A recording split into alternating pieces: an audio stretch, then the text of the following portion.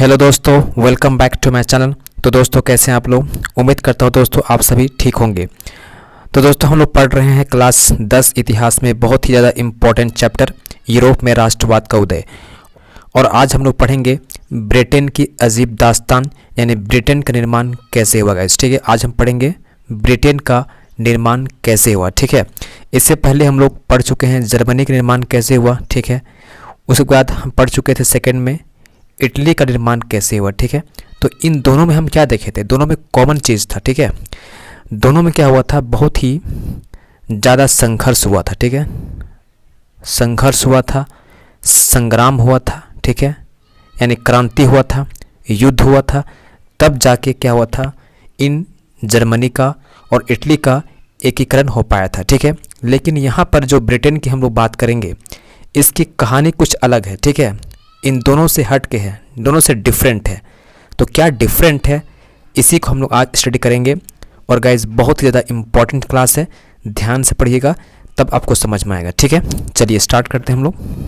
चलिए एक एक लाइन हम समझाएंगे, आपको पूरा समझिएगा।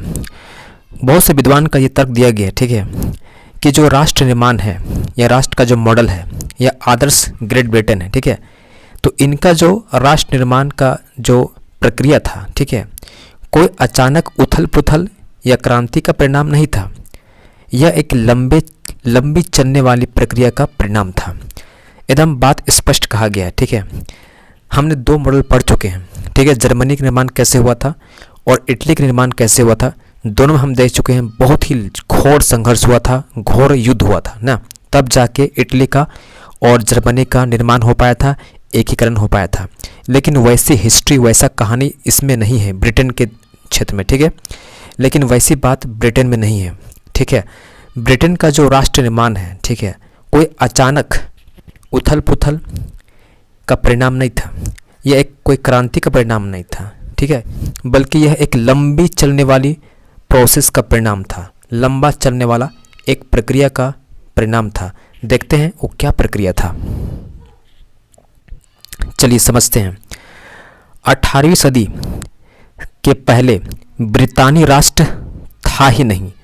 मेन पॉइंट यहाँ पर है। ठीक है, 18वीं सदी, ठीक है, के पहले ब्रिटानी राष्ट्र का कोई नामो निशान नहीं था, कोई इसका सबूत नहीं था।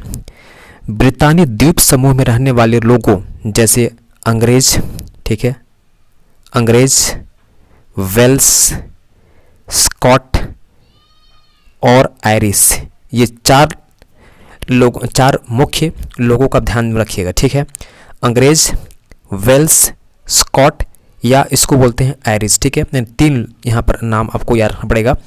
अंग्रेज, वेल्स, स्कॉट को ही बोलते हैं हम लोग आयरिश, की मुख्य पहचान एथनिक थी। ठीक है, एथनिक निर्जातीय। ठीक है, एथनिक क्या होता है, ध्यान दीजिएगा।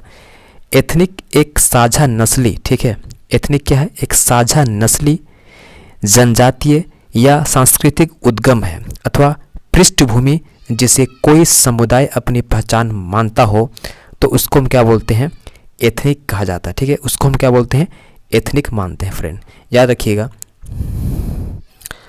समझ में आ गया। एथनिक क्या होता है, एक साझा नस्ली, जनजातीय या सांस्कृतिक उद्गम अथवा पृष्ठभूमि जिसे कोई समुदाय अपनी पहचान मानता हो, उसको बोलते हैं एथनिक ग्रुप। ठीक है, तो वे लोग थे, कौन लोग, अंग्रेज हो गया, वेल्स हो गया और स्कॉट जो हो गया। ठीक है, ये 18वीं सदी के बात हम कर रहे हैं। ठीक है, इन लोग की पहचान क्या था, एथनिक था। ठीक है, तो दोस्तों इन एथनिक ग्रुप का अपना सांस्कृतिक राजनीतिक परंपरा था। लेकिन जैसे जैसे आंग्ल राष्ट्र की धन दौलत, वैभव, अहमियत और सत्ता में वृद्धि होता है, वैसे वैसे वह द्वीप समूह के अन्य जो राष्ट्र थे उन पर अपना प्रभुत्व बढ़ाने में सफल हो जाता है। एक लंबे टकराव होता है और संघर्ष के बाद आंग्ल संसद, ठीक है, 1688 ईस्वी में राजतंत्र से ताकत छीन ली थी।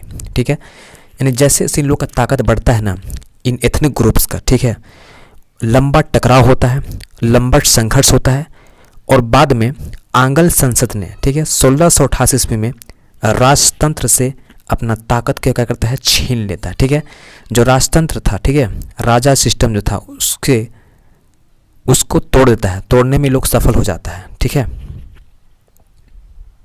इस संसद के माध्यम से एक राष्ट्र राज्य का निर्माण होता है जिसके केंद्र में क्या था, इंग्लैंड बसा हुआ था। ठीक है, जिसके केंद्र में इंग्लैंड था, याद रखिएगा फ्रेंड।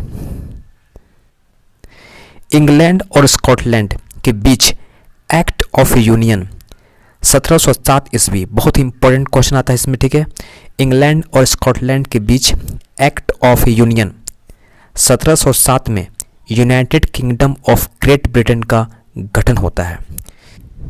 इससे होता क्या है कि इंग्लैंड जो था, ठीक है, स्कॉटलैंड पर अपना प्रभुत्व जमाने में सफल हो जाता है। और जो ब्रितानी संसद था, ठीक है, जहाँ पर आंग्ल सदस्यों का बहुत दबदबा रहता था, ठीक है, और वे लोग क्या करते थे, विकास के नाम पर, ठीक है, स्कॉटलैंड की जो खास संस्कृति था और राजनीतिक संस्था था उसको हमेशा दबाया जाता था। ठीक है, तो जो स्कॉटिश हाईलैंड्स था के निवासी जो थे, जो कैथोलिक कुल में रहते थे, ठीक है, ने जब अपनी आज़ादी को व्यक्त करने का प्रयास जब इन लोग करते थे, उन्हें ज़बरदस्ती दबाया जाता था, उसको उन लोगों पर दमन किया जाता था। ठीक है, तो हुआ क्या, स्कॉटिश हाईलैंड के लोगों को अपनी भौगोलिक भाषा बोलने या अपनी राष्ट्रीय पोशाक पहनने भी नहीं दिया जाता था। ठीक, इतना उन लोगों को ज़बरदस्ती, इतना टॉर्चर किया जाता था। जो स्कॉटिश हाईलैंड्स के लोग थे उन्हें अपनी भौगोलिक भाषा बोलने का या राष्ट्रीय पोशाक पहनने का भी आज़ादी नहीं था। ठीक है, उनमें बहुत सारे लोगों को अपना वतन छोड़ने पर मजबूर कर दिया गया। साथ ही साथ आप ये भी देखोगे कि आयरलैंड का जो हाल था कुछ वैसा ही हाल था। ठीक है, ऐसा ही उसका हस्र किया गया। आयरलैंड कैथोलिक और प्रोटेस्टेंट धार्मिक गुटों में गहराई से बटा हुआ था। अंग्रेज़ों ने आयरलैंड में प्रोटेस्टेंट धर्म मानने वाले लोगों को बहुसंख्यक कैथोलिक देश का प्रभुत्व बढ़ाने में सहायता किया। और इन दो ग्रुपों में जो प्रोटेस्टेंट ग्रुप था उनको अंग्रेज़ों ने काफ़ी सपोर्ट किया। उन्होंने हेल्प किया कि प्रोटेस्टेंट ग्रुप को, ठीक है, कि जो बहुसंख्यक कैथोलिक ग्रुप था उन पर अपना प्रभुत्व जमा सके, इसीलिए उन पर काफ़ी ध्यान दिया गया। अंग्रेज़ों ने फुल सपोर्ट किया प्रोटेस्टेंट को। ठीक है,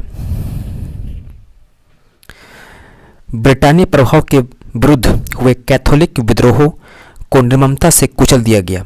वोल्टटॉन और उनकी यूनाइटेड आयरिशमैन 1798 की अगुवाई में हुए असफल विद्रोह के बाद 1801 में आयरलैंड को बलपूर्वक यूनाइटेड किंगडम में शामिल कर लिया गया।